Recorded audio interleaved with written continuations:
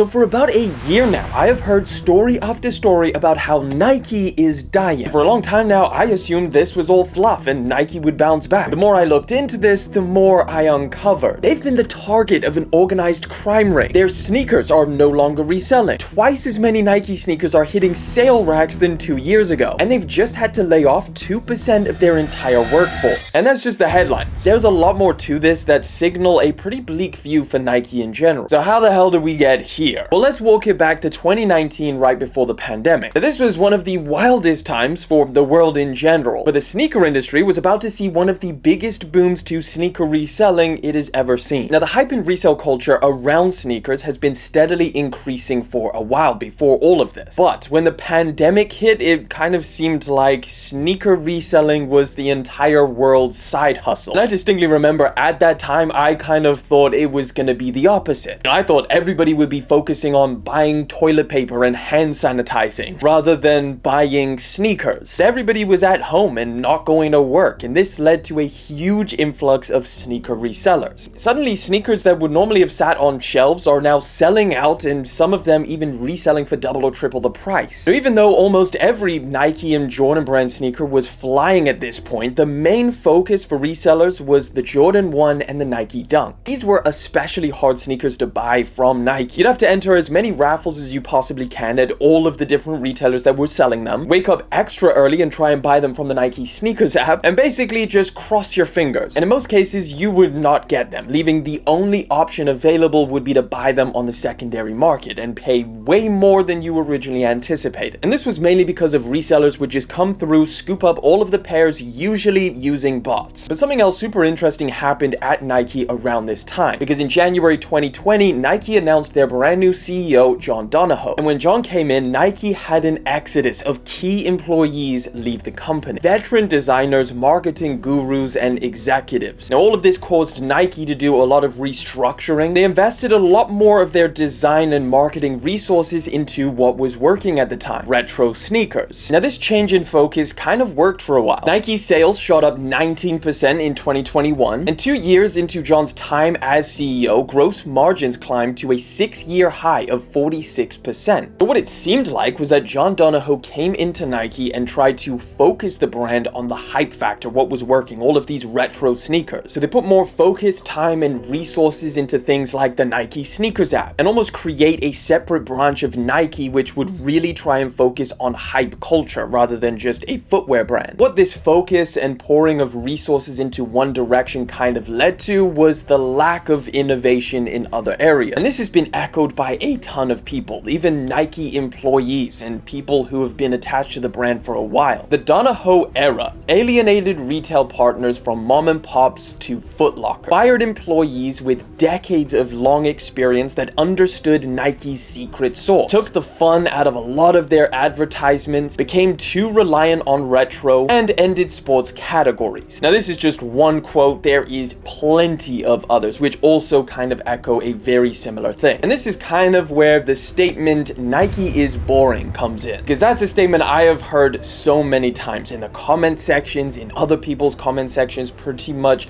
echoed throughout the entire sneaker community. People basically saying that it's become repetitive and there's nothing new. Just to put this in perspective, in 2023, Nike released 116 new versions of the Nike Dunk Low versus 31 in 2029. And for some reason, this hasn't stopped. We're not even 2 months into 2024, and we've already had 30 new versions of the Dunk Low at the time of recording. Now, maybe in 2020, a lot of these would have sold out and potentially even resold, but now they're sitting on shelves, and some of them are even available for under the retail price. Now, the sneaker resale market dying wouldn't be such an issue for Nike if they hadn't put too much focus on it. Because while Nike has been pumping out all of these retro sneakers, they haven't really been releasing anything else that has people super excited. You guys remember the Nike Joyride sneaker where they introduced this new cushioning that had thousands of tiny spongy balls in the midsole? Or when they first introduced their brand new React cushioning and how insanely comfortable that was? Or when they launched the Vapor Max or the Air Max 720 with the most air ever put into a sneaker? Even the Space Hippie pack they did got people super excited about. I mean, sneakers made of literal garbage. All of these were innovative, creative new ideas brought to market market right before this huge retro boom. Like, honestly, I haven't felt that kind of excitement with a Nike sneaker in quite a long time. You know, something that wasn't a super hyped up collaboration or a retro Jordan. The past few years, it feels like every new Air Max flagship sneaker that Nike releases is just some kind of iteration on what they did the year before. You know, like a slight upgrade or some slight tweaks to the same thing. Most of their newer styles are based on older ones or just fully retro shoes from the past. So right now we have a huge influx of Nike sneakers that are sitting on shelves and a big lack of innovation that Nike's competitors are closing in on. Take a look at this graph that shows the share price change between Nike and its competitors Deekers and On Running. Nike's down 20% while the others are up almost 80%. Now, this is mostly for the running category, which, by the way, both New Balance and Adidas seem to be doing slightly better than Nike in as well. So what this showcases is that Nike is under a ton of pressure right now from their competitors who haven't put so much focus into the hype category or retroing a ton of models. And that's mostly because On Running is relatively new. They have a new technology. Deekers or Hoka and Uggs and everything have kind of been trending and again have some more innovative type designs. But while this whole retro boom was happening, something else on top of all of this was hitting Nike too. Organized crime. Now, while that sounds insane, the reality of this is much crazier. For the past few years now, Nike has been the target of an unprecedented amount of theft to its supply chain. Some of the most popular stories include Nike's Memphis facility when that got hit in 2022. Approximately $800,000 worth of Nike product was stolen from cargo trains. A lot of the sneakers that were stolen ended up being listed on reselling platforms like StockX, which actually caused StockX to pause trading on some specific sneaker models. Another big one was when a Nike store got hit. $200,000 of product was stolen that day. Nike even had to shut down their flagship store in Portland because it was getting robbed so much. And now it seems like every week we read a new headline where police have uncovered some massive amount of Nike sneakers in a warehouse. Most recently, the LAPD recovered $5 million worth of Nike product. They had a $7 million bust before that. So all of this has also got to be massively hurting Nike. Ultimately, it kind of seems like Nike is getting hit from all different types of angles. Some of these things are obviously out of their control, but others seem to be a culmination of decisions that they've made. The sneaker resale market has been on a downward trend for a while now. It's not just Nike sneakers, but all of them. And I believe that has a lot to do with the current cost of living, but I don't think we can deny the clear fatigue and oversaturation that Nike has contributed to this. And what's really interesting about the conversation of the sneaker resale market heading in a downward trend is the one that sneakerheads are having. There seems to be two big arguments going on. On one hand, people are happy that sneakers are now a lot more accessible than they used to be. Sneakers that typically would have sold out in seconds and ended up on the resale market for double or triple the price are now pretty easy to come by and sometimes even on sale. Now it's pretty common to be able to buy Jordan 1s, Nike Dunks, or even collaboration sneakers. But on the other hand, the argument to this, I guess the counter opinion that I've seen people have, is that this oversaturation of sneakers that has caused the resale prices to go down is actually hurting the sneaker industry and making it more boring. Currently seeing quite a lot of sneaker resellers close down shop or file for bankruptcy. Places like Restocks.net or Kiki Kicks are two of the most recent ones, which leaves the main players in this like eBay, StockX, Go to kind of fight over what's left. To sum all of this up and I guess give you guys my opinion on all of this, I think something does need to change at Nike. You know, as someone who talks about sneakers full time, I would love to see new, exciting product. Stuff that's just interesting or just fun. There is a lot of smaller or independent brands doing some pretty exciting stuff at the moment. 3D printing, unique designs that we've never seen before, or one of my personal favorites, sneaker add-ons or protective cases. The problem is that Nike is the leader in the footwear space. When all they do is pump out retro sneakers, a lot of the other brands follow suit. We end up with the entire market kind of looking the same. And all of these different retro designs, when added to Nike's huge pile, it just creates a market where that's kind of all we see. I love retro sneakers and I don't want them to completely disappear, but I do think that we need more of a balance. And as for the sneaker resale market, I do think it is a little bit more nuanced than just yelling out death to resellers, but I can't lie. Finally being able to buy the sneakers that I once fought so hard to be able to get for retail is quite a nice feeling. Will that last though?